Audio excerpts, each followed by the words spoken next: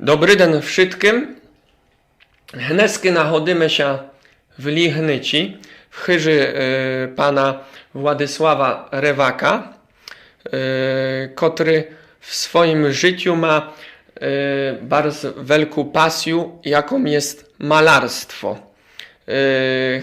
Chciałbym, żebyście nam powili, kus odkal się to malarstwo w waszym życiu wzięło i kilka roków już malujecie. Dobry dzień panu, dobry dzień wam wszystkim.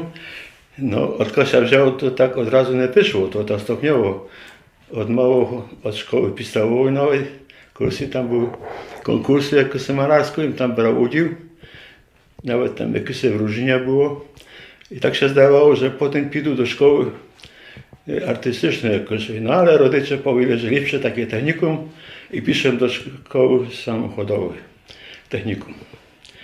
No ale w międzyczasie coś tam się smotył na różne obrazy, bo no, jakoś mnie to interesowało. Ładne obrazy, w kniżkach oglądał. Potem już na szkole średniej, no, też to przychodziło do mnie, żeby może spróbować malować nie tylko techniczne rysunki, ale może też takie malarskie jakieś spróbować. No ale nie było czasu się tym zajmować, bo to nauka, potem studia, pierwsze studia, na studiach też to było średnio wczyty, ale w międzyczasie byłem na studiach, czasem raz w roku na studiach się udało pojechać w góry. Pierwsze moje góry, kontakty z górami to były wycieczki rajdu po Bieszczadach. No i tam, a to było na osiem. I tam podobało mi się ta kolorowa osiem. Takie ładne kolory i góry. I tak sobie myślę, jakby to namalować, a nie mają aparatu ze sobą wtedy. No ale to takim tylko podumał, że to dobrze to dokładnie namalować. No i tak mnie to się dzieło tam. No i potem skończył studia, piszę do roboty, ale to też w robocie to, no, robota była w szkole i miałem taki przedmiot, między innymi przedmiot rysunek techniczny. No, to było kuściek już bez malarstwa, ale dość daleko też. Znaczy tam to było się tematy w rysunku technicznym normą jakieś. Ma być taki wymiar i koniec. Większy nie może być, ale mniejszy. Są taka dokumentacja w biurach. Format A4 ma być podstawowy i są mniejsze, większe. A pererwu i do tego czasu jeszcze żaden obraz przez was nie powstał. Próbuję skoro powiedzieć, ale nie wiem, czy to się uda. No i dopiero już pod koniec roboty mojej byliśmy w górach z rodziną już, swoją rodziną, z dziećmi. Byliśmy na Watrze w Żdyni, no i przy okazji byliśmy w tych sałach, gdzie nasi rodzice mieszkali kiedyś.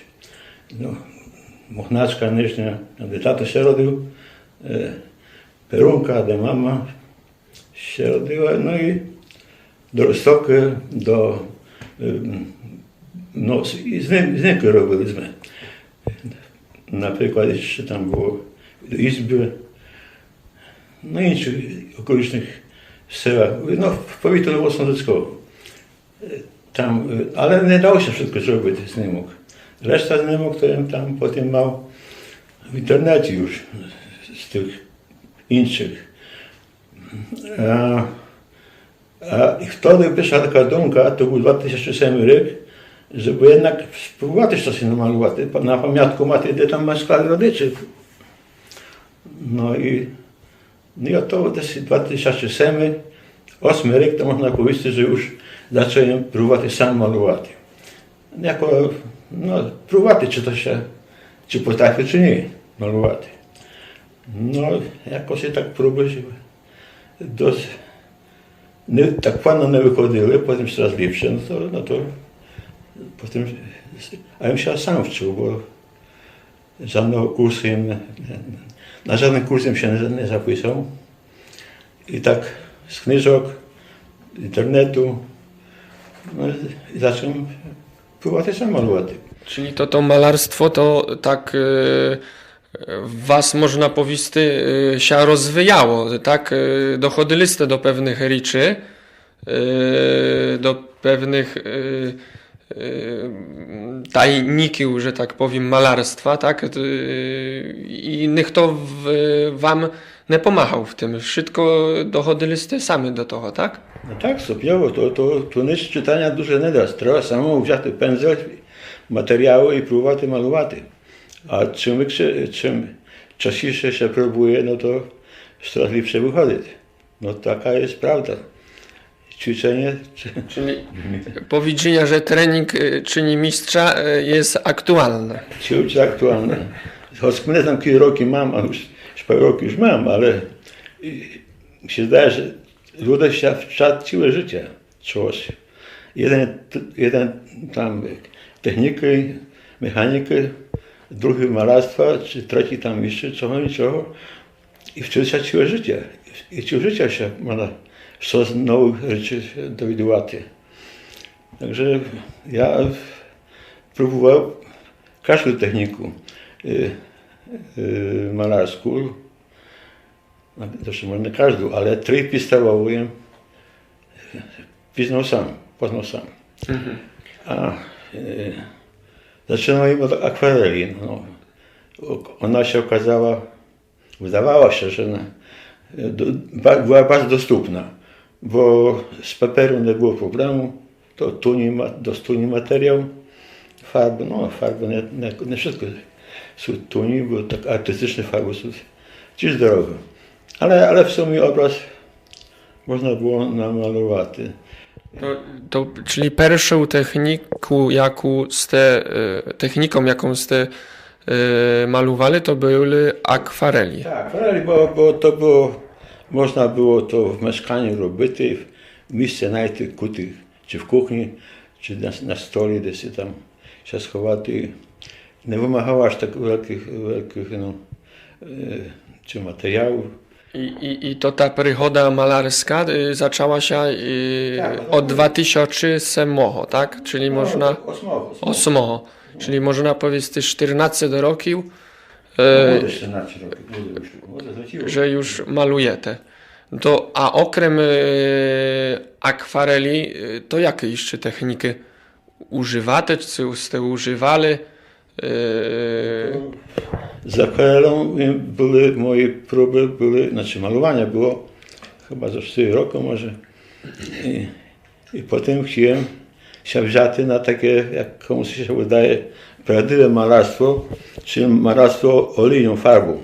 Na płótnie, tak jak kiedyś to malowali takie wielkie malary. No i to było poznać to jak to się maluje takie obrazy. No bo co duże pójść. No chciałem spróbować, jak to będzie. No i zaczęło się malowanie moje farbą olejną. Ale znaczy to było dość 10 lat temu, to jeszcze nie było takiej techniki w sensie produkcji tych płótien do malowania. Czyli nie było dostępnych materiałów tak... Były innego rodzaju materiału, bo była terpentyna, która miała silny zapach. I w mieszkaniu, jak malował, to cała rodzina czuła to zapach, na który nie mogli spać nawet. No. I przez to musiałem potem wyszczyć tą technikę na korzyść farby akrylowej. Bo farba akrylowa rozpuszczała się wodą. No a wodą nie czuł w tym mieszkaniu. No i to bardzo ważna zaleta tej farby akrylowej. W porównaniu z farbą olejną, to zaleta jest takiej farby akrylowej, że skoro wysycha. 10 chwil, 10 minut można już no, farba wysycha. Можна малювати на наступну warstwę farby, czy poprawić. A tak, jak wszystkie te trzy techniki by tak ze sobą porównaty, to akwarela jest taka dość subtelna, taka technika dość ciekawa i te obrazy są no, naprawdę ładne. Ale są innego rodzaju kłopoty. Do obrazów akrylowych potrzebna jest szyba, ramka i jeszcze passepartout. Passepartout jest taki pasek naokoło tego obrazu, taki dość szeroki, 5 cm. I to ci się kupuje. To w sumie wszystko wychodziło zdrowo. To obraz nie może być bezpośrednio, musi być oddzielony szybą? Farby w obrazach akwarelowych tak. Bo to ta farba akwarelowa nie jest odporna na wodę. Jak zachlapie się wodą, wpada nawet na już skończony obraz. Jak gdy się wyleje woda, to można powiedzieć, że obraz jest niszczony. No i za to się daje szybę. Żeby nie było wilgoci z powietrza, musi być szyba na tym. No a jak szyba, to jest i koszt wielki, a jak brać pod uwagę, że mam tych obrazów zrobić weźcie na wernisaż, no to był wielki koszt dla mnie też. Można robić paru, bo to eleganckie jest, ładne, ale są liczy wady. Co z tego, że się wodą rozpuszcza farbę akwarelową, jak samo ten papier nie jest aż taki trwały, wygląda się, no, do ramki się one wsady bezpośrednio. No a olejnie to można od razu wsadzić do ramki. Bez szyby, tak, bez szyby. No ale olejna farba, no taka jest bardzo elegancka. Ma taką wadę, że długo usycha. No, ja byłem kurczę niecierpliwy, no i chciałem się czekać na drugi dzień, tam potem zaspoprawiać, zamalować. No a po drugie to rozpuszczalnik jeszcze, to terpentyna. No to przeszedłem wtedy na tą farbę akrylową, która, jak nie powiedziałem, rozpuszcza się wodą, skoro usycha. No i to i właśnie ostatnio parę roku maluję tą właśnie farbą akrylową. Dobry. A powiedzcie nam jeszcze, bo z tego, co znam, to może byśmy odeszli od naszego głównego tematu malarstwa. To w życiu takim zawodowym to się zajmujecie czymś innym, tak? To było minęło. A to było minęło? Ja już na emeryturze. To czym ste się zajmowali? Bo rozumiem, że malarstwo to wasze takie była dodatkowa pasja, hobby, tak? Tak. A w życiu takim zawodowym to czym ste się zajmowali? No, zaraz po studiach poszedłem do roboty do szkoły, jako nauczyciel przedmiotów zawodowych. No tam mało się, co tu dużo powiedzieć. Nauczyciel się mało zarabiał, wtedy kiedyś 20 roki temu i teraz też chyba. No i tam znajomy powiedział, no a inżynier mechanik, a czemu ty w szkole uczysz? Idź do przemysłu, tam więcej zarobisz. No i tak mi kolega powiedział gdzieś. No i myślę, to spróbuję. Są mi z tych wakacji, bo w szkole wakacji tam, że to, a zlecili nie wiadomo koли, tam, a nie, jeszcze nie zdolał odpocząć, trzeba było zdać do roboty i to się daje, że robota nie taka ciężka, no piszę do przemysłu, potrzebowali tam technologa, piszę, no i tam były chyba 16 roków w sumie w przemyśle. Tam ste się zajmowali jaką... Jako mechanik, inżynier mechanik, no byłem technologą i małe biuro, to się nazywało przygotowanie produkcji. Tam, no, projekty, materiału, jak musiałem dokumentację czytати, z tej dokumentacji wybrати матеріали, що потрібні, замовити матеріали, потім і зробити опис, технологію і потім дати на warsztat. No to była robota technologa gdzieś tam, przygotowanie produkcji. No i to tam zeszło mi tam parę roków w tym, no ale przyszły czasy potem ciężkie, że to nie, tam gdzie ja robił, to nie był wielki zakład, a to ośrodek maszynowy, no i w tych koniec roków 89, no to 9 rok, no to wszystkie zakłady gdzieś potem się rozwiązały i nie było. No. Ale I ste wernuli? potem nasze roboty w innym zakładzie też mechanicznym, tu w kablach w Legnicy 4 roki. No i zadzwonił do mnie ze szkoły, czy będę przyszedł, bo brakuje nauczyciela z tego przedmiotu. No to, ale okazało się, przemyśleć już, kto się dużo nie zarabiało, to już nie było różnicy, czy ja w szkole robił, czy w przemyśli. No to, będzie pan miał wakacje, zaraz mnie namówili, wróć pan do szkoły, bo w tym kierunku brakowało nauczycieli. No to wernąłem do szkoły. I tak już zostało do emerytury potem. Także w sumie mam 40 roki roboty, więcej jak 20 roboty w szkole. Czyli wykształcenia macie takie typowo techniczne. Typowo techniczne, A jak chodzi o taką часть artystyczną, no to się was, że tak powiem, wyrodziło w seredinie samo. Można powiedzieć, że tam nie było nic wspólnego z malarstwem. Znaczy, może w tej robocie w szkole było, coś tam było. Bo rysunek techniczny to już jest dość blisko malarstwa. Bo to było wtedy szkicowaty, no takie pojęcie jak perspektywa, czyż? Ona jest potrzebna w malarstwie.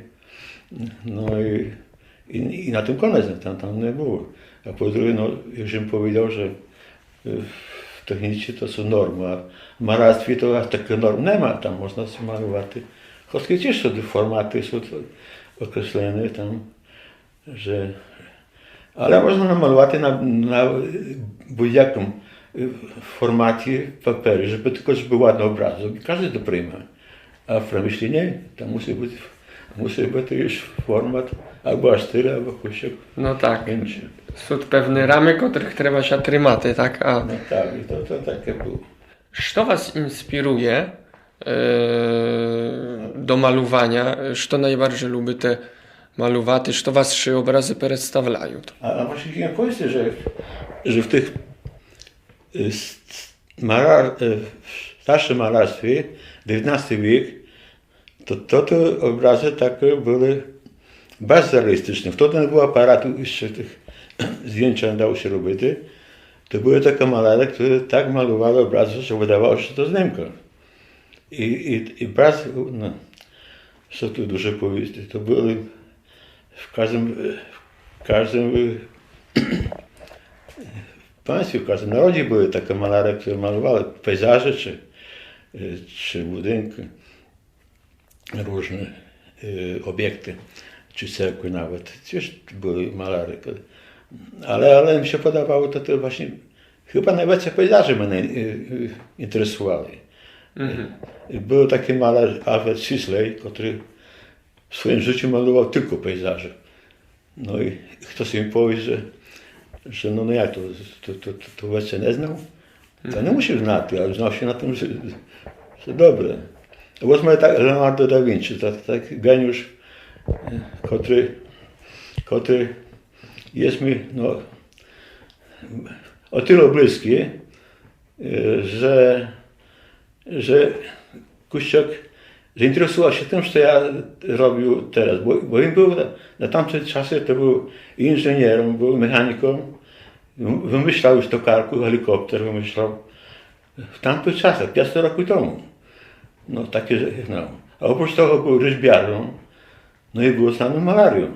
I to też co mi wtedy wydumał, czy perspektywę, Czy impasto, taką technikę, to się maluje taką grubą szpachelką, gruba.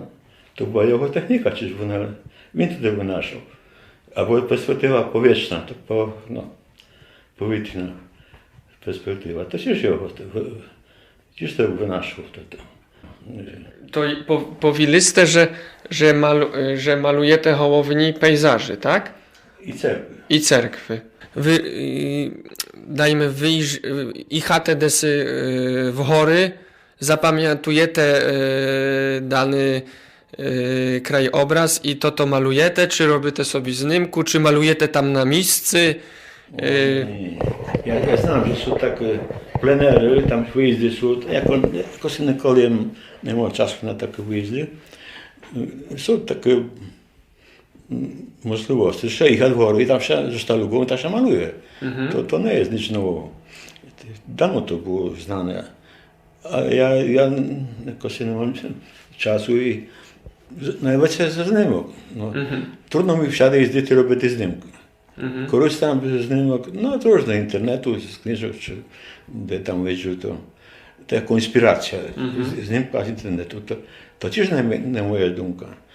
Teraz wiedzą, teraz nie wiedzą, ale były czasy, że 30 lat temu się było w Wrocławiu, czy gdzie ja spotykał na ulicy w Wrocławiu, że na sztalugę malowali, to wyjdzie. Do czasu to było. No ale też tam chodzicie teraz ze sztalugą, z materiałami. A jeszcze jak lije, to jaka pogoda będzie na przykład, wcikaty trzeba. Nie, to można tak, ale to jak są warunki. A to przeważnie ze znimok. Nie wszystkie znimki sam robił. To od razu powiem. A widziałem też, że bardzo dużo malujecie cerkwy. Tutaj mamy cerkwy są do Hołowni z Lemkołyny, tak? I tu możemy wskazać paru. Perunka, to jest tam, I każdą cerkwę podpisujecie odkal, tak? Tak. I to jest cerkiew z perunki. Farbą akrylową malowana. To jest farbą I akrylową. to jest takie monokolor się nazywa. Jeden kolor. Tylko się różna tonacja koloru. Różne. Temniejsze, jaśniejsze. Dalej mamy na perimir. To jest taka najstarsza cerkwa, musimy malувати cerkwu, która jest najstarsza na Lemkowyni. Na zachodniej Lemkowyni. 1304 rok. Powrożnik. No duży.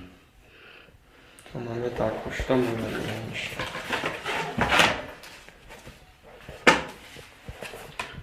No akurat tu jest Asjabyka, przepraszam, Lelowa. To jest też te nasze tereny, te nasze bliżej. Asjabyka. To też średnie Lemkiszczyny, średnie. Chyrowej. I tu mamy Łucz. Łucz. Takie dość znane tam. Tam z tego pochody szlachty, poeta taki. Kilku już ste tak, nie znam, rachowali, z te kilku obrazów zaholno ste namalowali? W sumie wszystkich? Wszystkie? Jak policzył akwareli tam od początku, a może było 1000, może zbierało się bez 3 roki, ale się rozeszły, nie mamy doma. Zostało kusiu doma, ale... Tworzyte może na zamówienie jakieś obrazy, albo nie znam, komuś na pamiątku, desy wysyłate za granicą, dla rodziny. Zaczęło się od tego, że zacząłem robić na pamiątku. Na różne okazje, na imieniny, czy na świata, czy komuś podarować. Znał jakoś seła, to tym tam. No na kote ludzie tam zamawiali, no tam symbolicznie zapłacili. A teraz ostatnio dużo ludzi też zamawiać, bo chcą na tym pamiątku, tam gdzie jego rodzice, czy rodzina. Przeważnie tam, gdzie mieszkali ich rodzice, czy dziadowie. No to takie cerkwy. No ale okazuje się, że czasu brakuje nawet wszystko malować. A chciałbym powiedzieć, że niektóre cerkwy maluję po kilka razy, a wszystko się nie dało na przykład z powiatu nowosądeckiego. Z tego powodu, że niektóre maluję po paru razy. Na przykład wezmę taką cerkwu z Dubna. to można bez kińcza malować. Z tego boku, z tamtego boku. Był teren ładny, ona taka ładna. No i, albo kwiatoń na przykład. To kwiatoń namalowałem z różnych takich ujęciach, powiedzmy, chyba z 5 może kwiatoni albo 6. No a myśmy w to miejsce malowali, to ty tylko tym jeszcze nie malował. No i tak schody. No, to wyszło.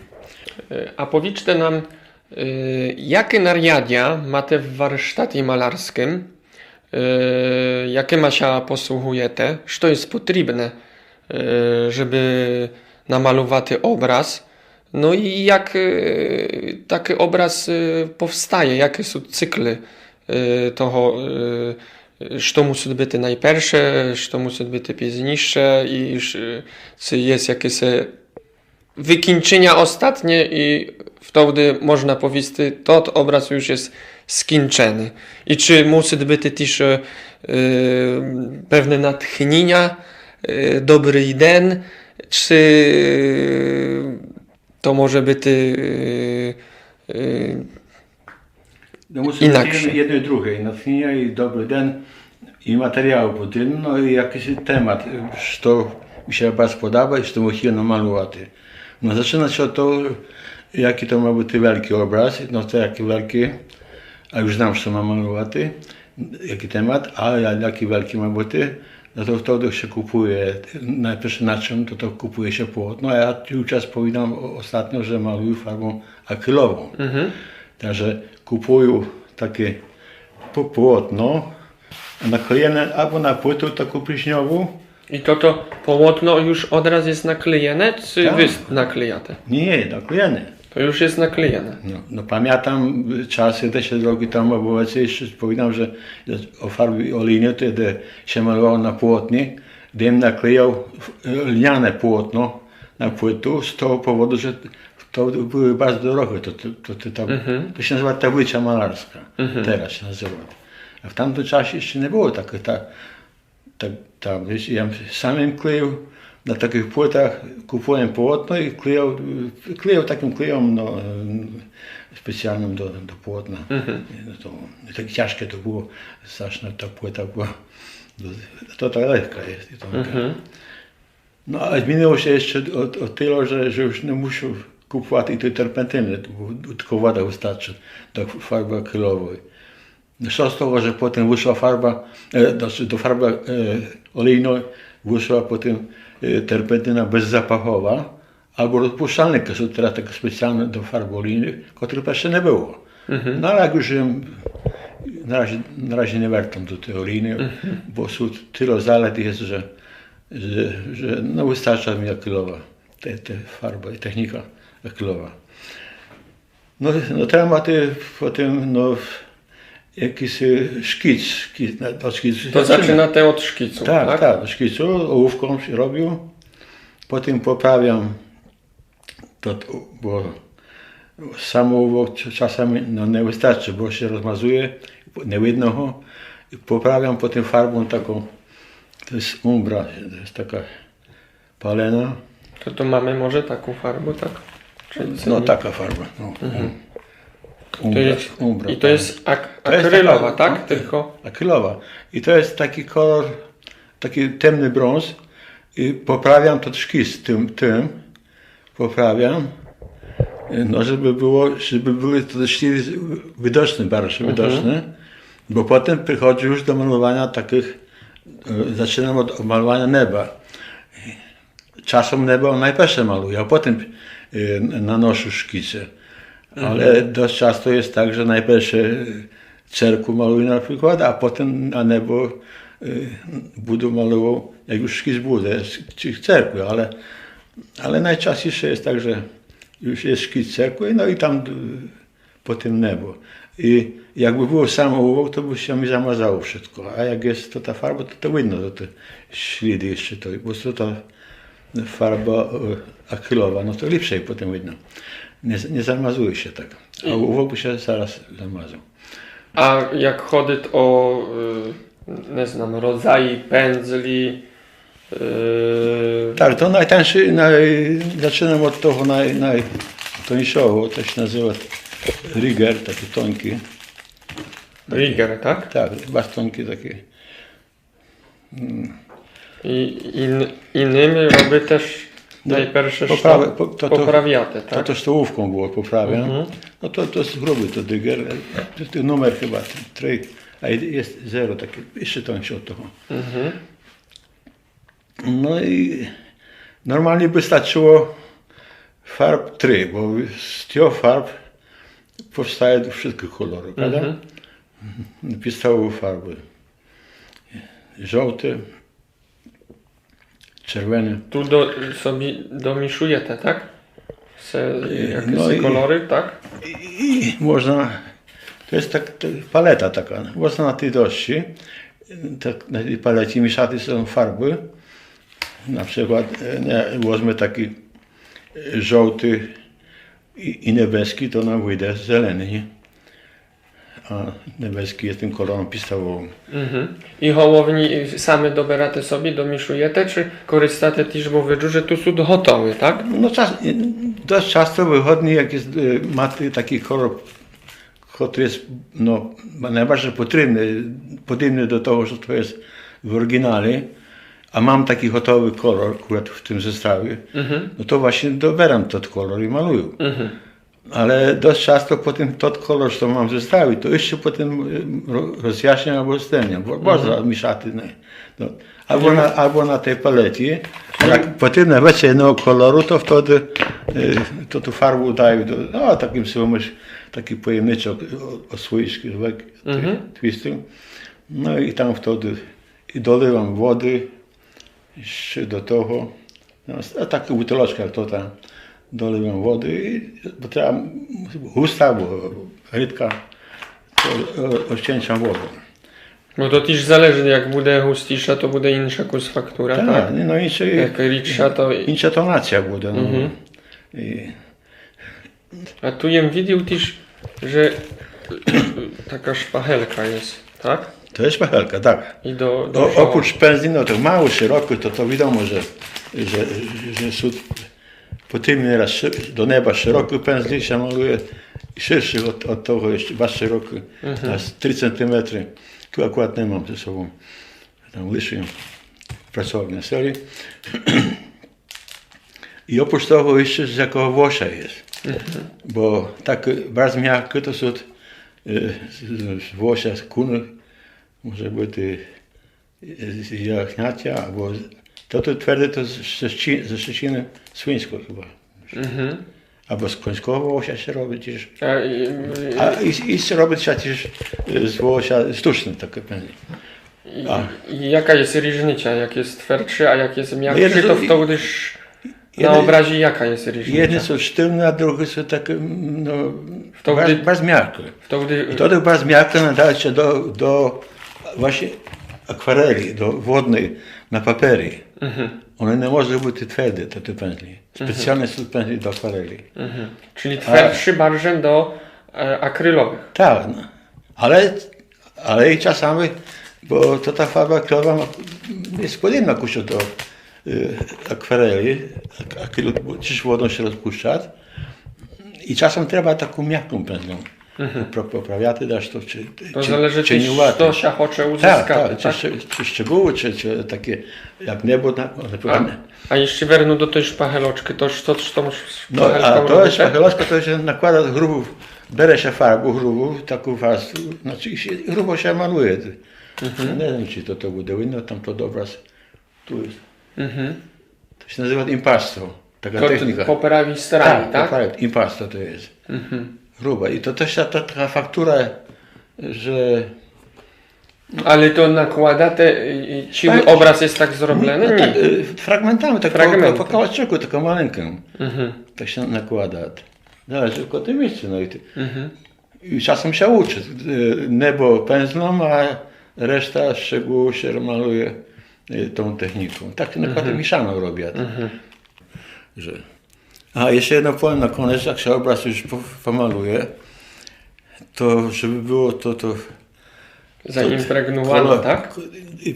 Tak, impregnacja, a jeszcze dodatkowo to się po polsku głębia kolorów jest taka, to jest, jak się pomaluje, werniksą się zabezpieczyć. To jest Weniks taki. To jest taka lakier bezbarwny. Musi być bezbarwny, bo by zamalować. No tak. Ale він не розпушчистий. Nie, nie rozpusty. І його ще наносить в який спосіб? I są takie, no pędzlą, normalnie tak jak farbą. Puszcza się wodą i po tym obrazie się maluje pędzlą. Ага.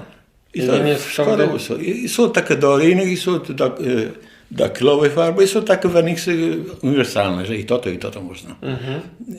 Nie rozpuścić.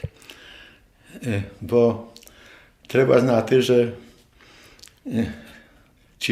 a szczególnie chodzi o farby olejne, że nie można od razu werniksować. Trzeba czekać nawet rok czasami, bo to ta farba jeszcze pracuje, może popękać albo co.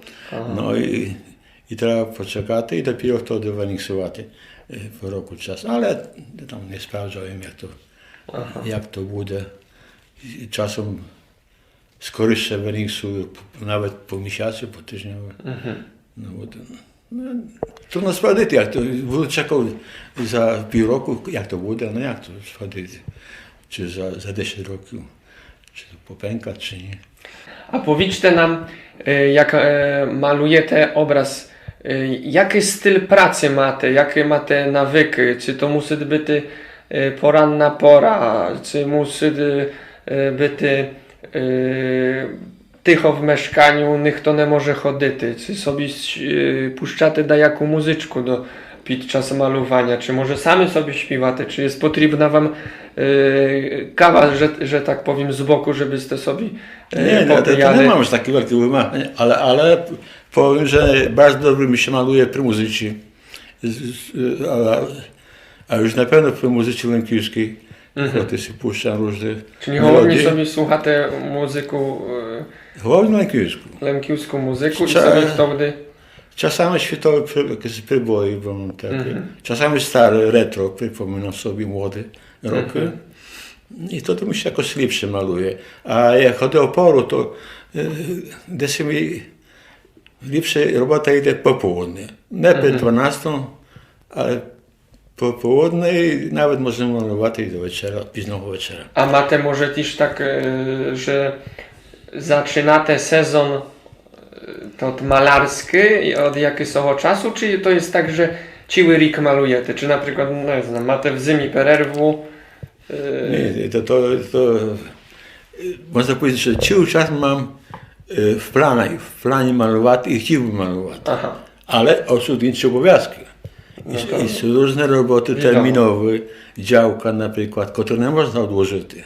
No i muszę zajęty się czym innym, a nie tylko malować. Czyli można powiedzieć, jak tylko jest czas, to wykorzystujecie to na malowanie. Tak, jeżeli i wszech latam toho czasu wolnego.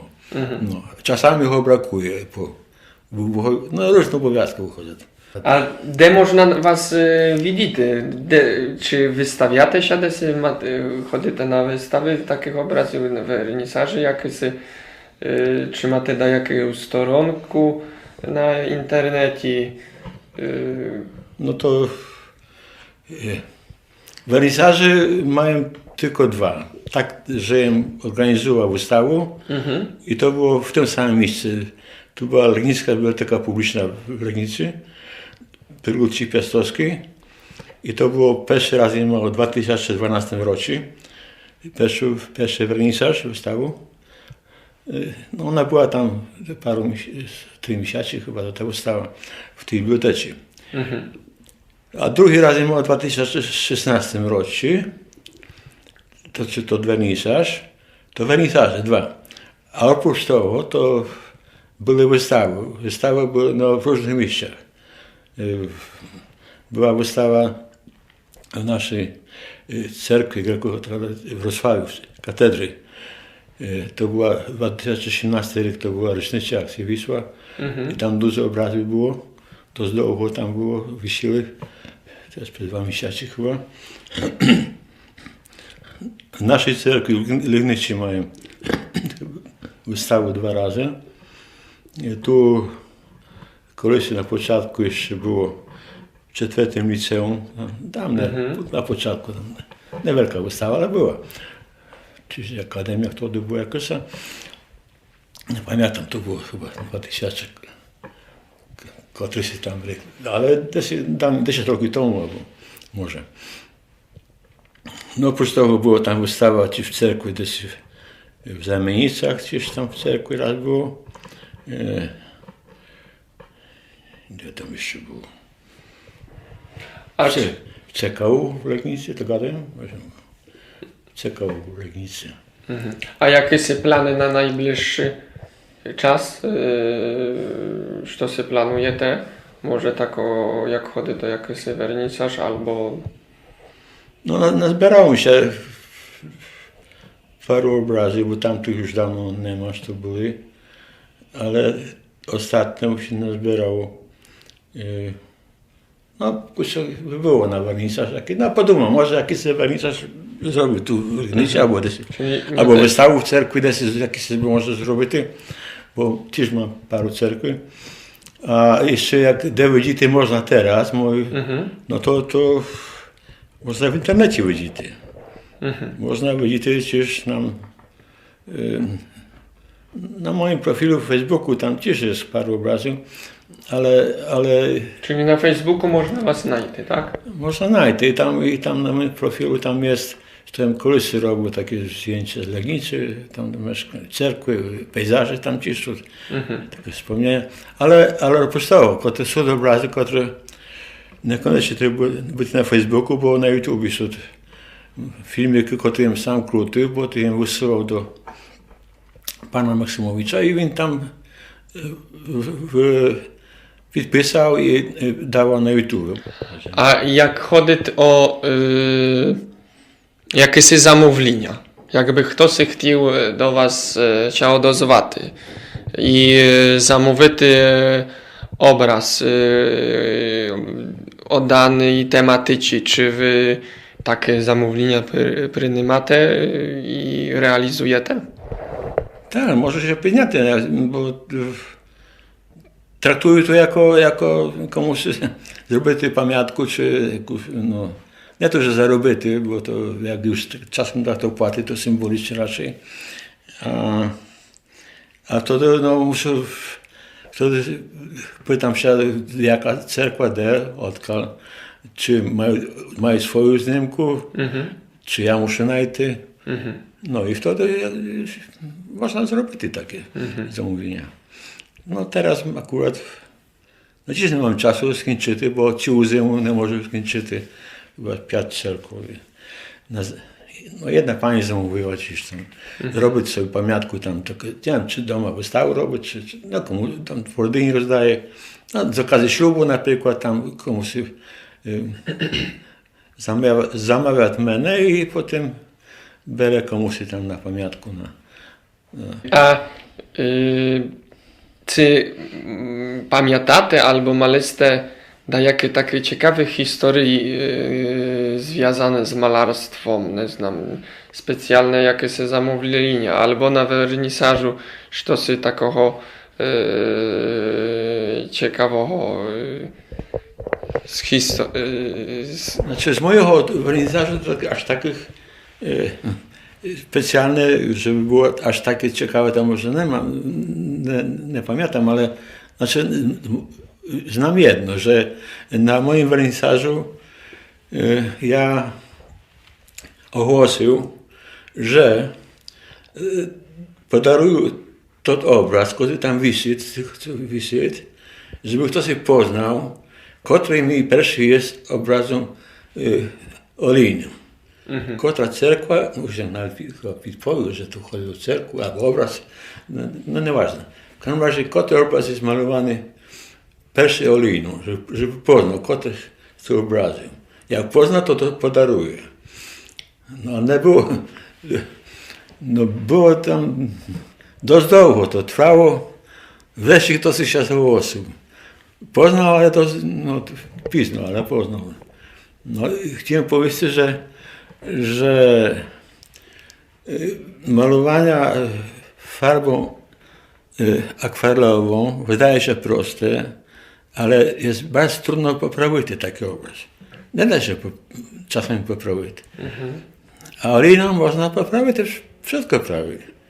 No i z tego powodu mi się wydawało, że obraz Oliny łatwiejszy malować. Z tego powodu właśnie. No jak ja potem zaczął malować Olinę, to nie było takiego problemu. Od razu ją namalował taki, jak ma byty prawie, no bo tam jakoś tak wyszło, no ale tam wytrało to poprawił.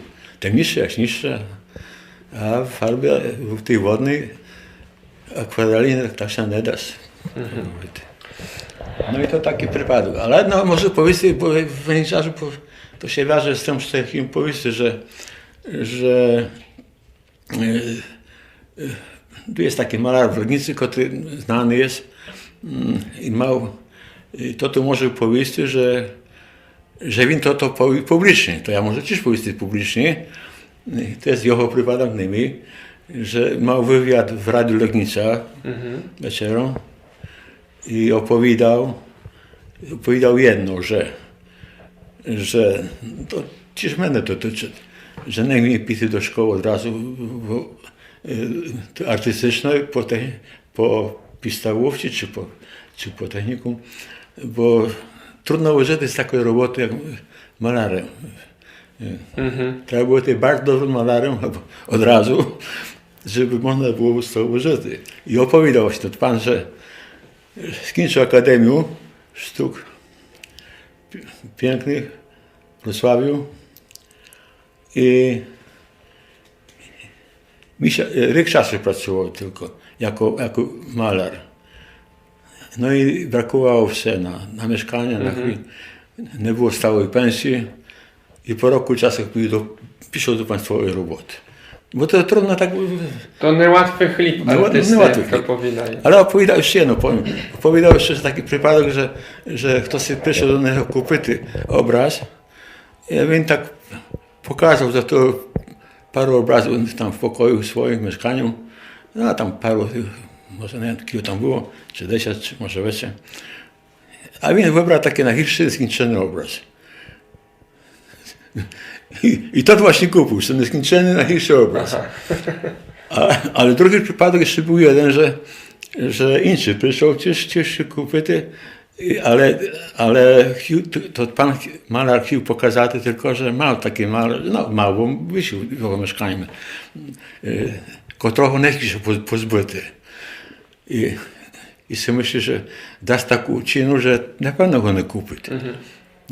I kupił. Akurat to obraz kupił, który dał najwyższą cenę. No to są przypadki różne. No, mnie tak nie jest. Taki, czasem maluję tak, że powiedzmy, że darmo nieraz. No, ale jako pamiątku, no to nie daje się. A jakbyście sobie mali żełaty jako dla artysty, co byście sobie żełali na dalszą drogę to tu artystyczną, malarską? No na pewno więcej czasu, żeby jakaś pracownia, żeby była taka, żeby w zimie było ciepło, malowaty. No bo tam, gdzie akurat jest teraz, no tam w zimie nie ma możliwości. Najcenniejszy to chyba czas jest, tak? No tak, no bo no co innego. No zdrowie, żeby było, żeby to, no, nie musi do doktora chodzić, no to czas to było. To w takim... Każdy by chciał zdrowym być, nie? No. W takim razie bardzo wam żełamy, żeby to się szybko wam spełniło, żebyście dali tak malowali cudowo, żebyście tiszyli druhych ludzi tyma waszyma krasnyma obrazami. No i żeby zdrowia było, tak? I wszystkiego dobrego. Bardzo dziękujemy za poświęcony czas dla nas, żeście chcieli z nami pobesidować kuściok i nam przybliżyć to malarstwo, jak wygląda w waszym życiu, od czego się zaczęło, jak ste przechodzili przez to szybkie czasy. I bardzo dziękujemy wam jeszcze raz za besidu. To dziękuję panu Дякую вам за увагу. Дякую, що сте заінтересували тим, що я роблю. Дякую.